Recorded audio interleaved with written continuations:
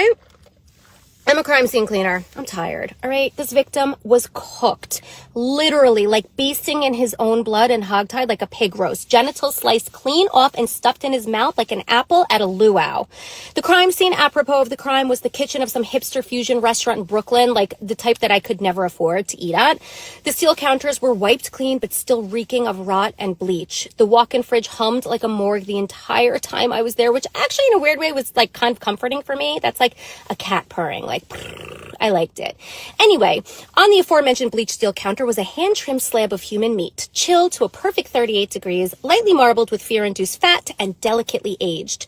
Mwah! Served over a smear of blood reduction accompanied by sautéed shame and garnished with fingernail dirt from the corpse himself. Pairs beautifully with a full-bodied Pinot Noir, preferably one with notes of despair and a finish that lingers longer than this man's life. Apparently. Bon appetit. No substitutions and absolutely no takebacks, because the victim was executive chef Luca, 47 years old, revered in the kitchen, reviled behind the line, a man who seemed to think that his itty-bitty little meat stick came with a Michelin star. Chef Luca, who got hard every single time a sous chef shouted, "Yes, chef!" was less mentor and more molester, a grabby, groping, boundary-blind predator in a pressed apron. And now, apparently, just grade D dead meat.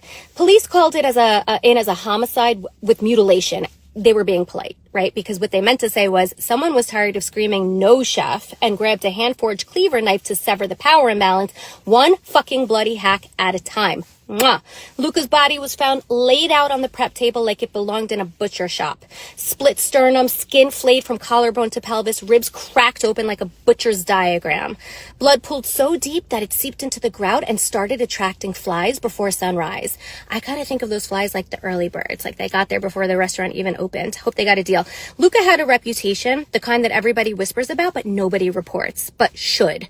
Line cooks were quitting without notice. The hostess disappeared mid-shift. The youngest pastry chef in Brooklyn left once in the middle of her shift, never came back.